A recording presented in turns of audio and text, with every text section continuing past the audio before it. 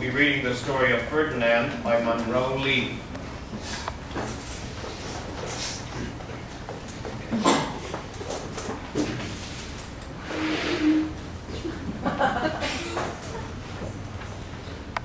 Good evening. My name is Manuel Arroyo Rodriguez Ordóñez Delgado Sanchez, and tonight, I am your waiter. I have not always been a waiter.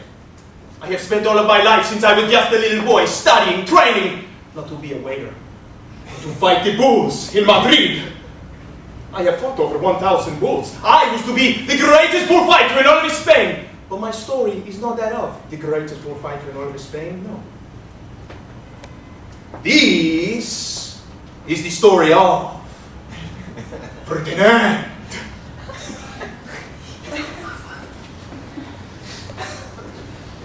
Once upon a time in Spain, there was a little bull, and his name was Ferdinand.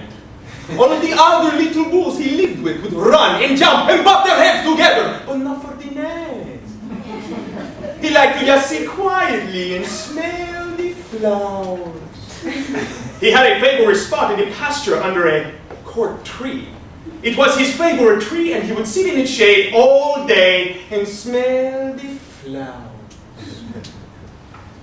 Sometimes his mother, who was a cow, would worry about him. She thought he might be lonesome all by himself. Why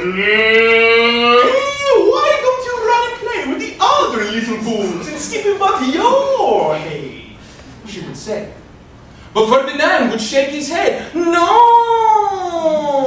I like it better here, where I can just sit quietly and smell the flowers. His mother saw that he was not lonesome, and because she was an understanding mother, even though she was a cow, she let him just sit there and be happy.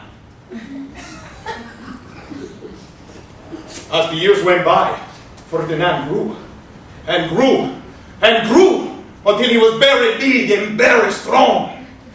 All of the other bulls who had grown up with him in the same pasture would fight each other all day. They would butt each other and stick each other with their horns. What they wanted most of all was to be picked to fight in the bullfights in Madrid.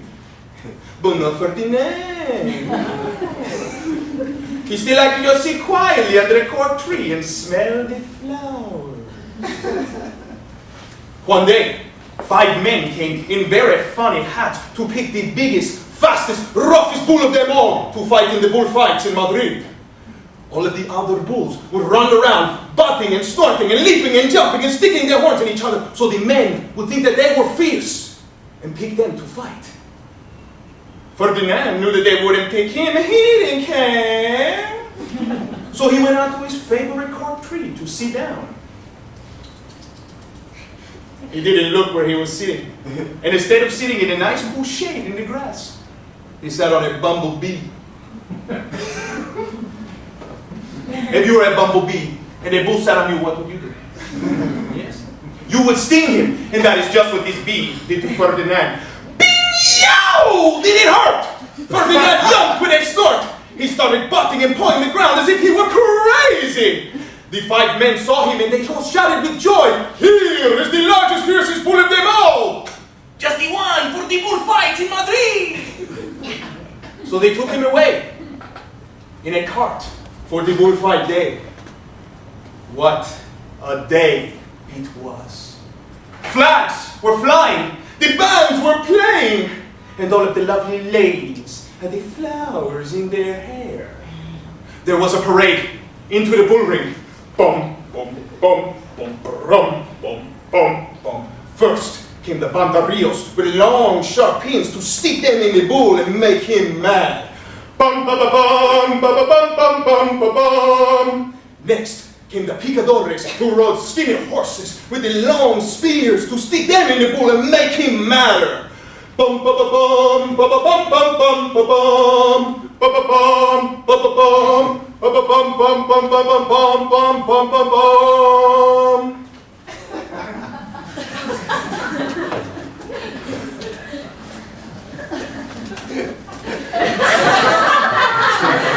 Then came the matador, proudest of all, proudest of all. He thought he was very handsome, and to the ladies he bowed. With his red cape and sword, he'll stick the bull, last of all.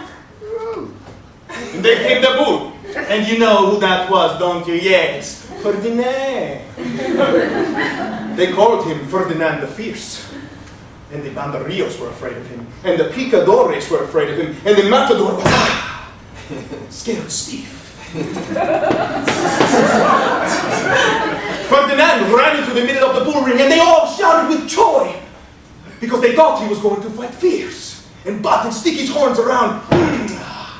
Vamos, toro. But not Ferdinand.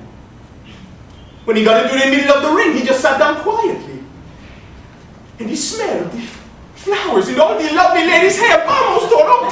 But he would not fight and be fierce, no matter what we did.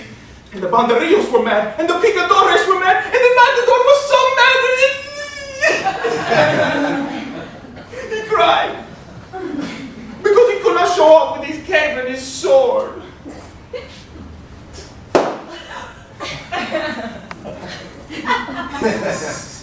So they had to take Ferdinand away.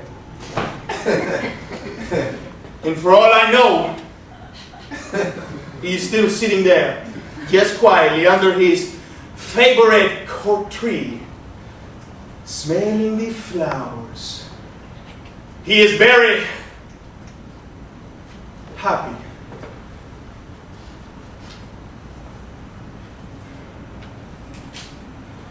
Can I start you off with something to drink?